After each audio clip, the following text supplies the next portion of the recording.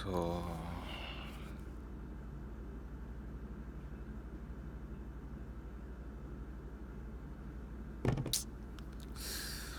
2 வருஷம் லவ் நல்லா தான் போய்கிட்டு இருந்துச்சு.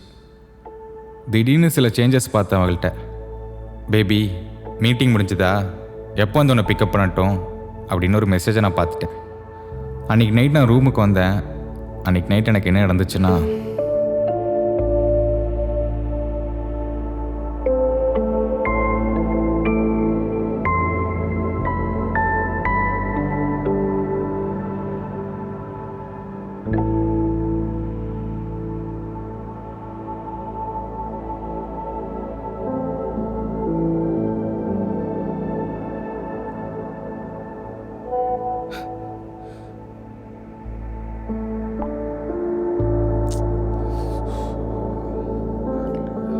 லவ் ஃபெயிலியர்னு சொல்லிட்டு பசங்க அழுகும் போது சிரிப்பாக இருக்கும், இதுக்காடா இப்படி அழுகிறீங்க அப்படின்ட்டு. இப்போ தான் தெரியுது அவனுங்க ஏன் அப்படி அழுதானுங்கன்ட்டு.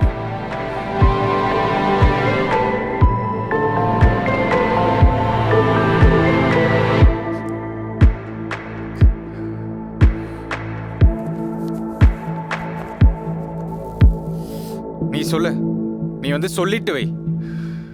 எங்க போன அவன்? 2 வருஷம் எங்கடி இருந்தான்? நான் கூட தானே இருந்தேன். சொல்ல வேண்டியது தானே, டைம் பாஸுக்கு பழகிறேன்டா, முடியாதுடா, கல்யாணம் பண்ண முடியாதுன்னு சொல்ல வேண்டியது தானடி. ஏய் பேசிடுவேடி.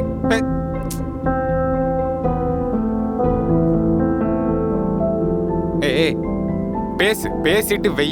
எனக்கு பதில் சொல்லு, எங்க போனா அவன்? 2 வருஷமா எங்க போனா? என் கூட தானே இருந்த. நான் வெறும் பிக்கப்புக்கு டிராப்புக்கு மட்டுமா? எனக்கு பதில் சொல்லிட்டு வை. பதில் சொல்லு. வெக்க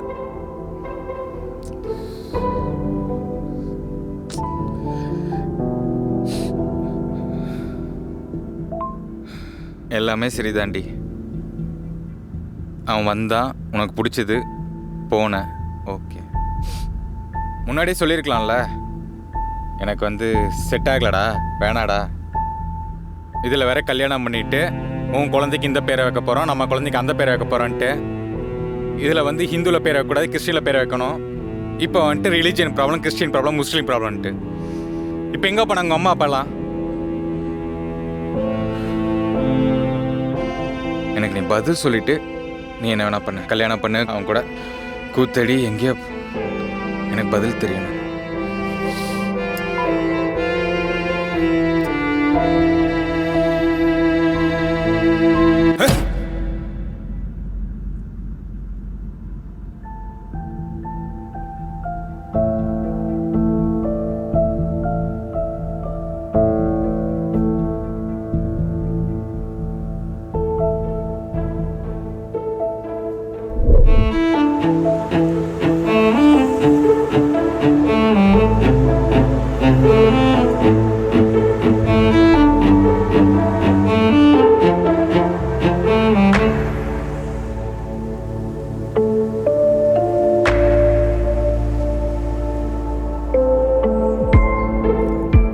அவன் ஏன் இப்படி பண்ணா, எனக்கு ஏன் இப்படி நடக்குதுன்னு யோசித்தேன்.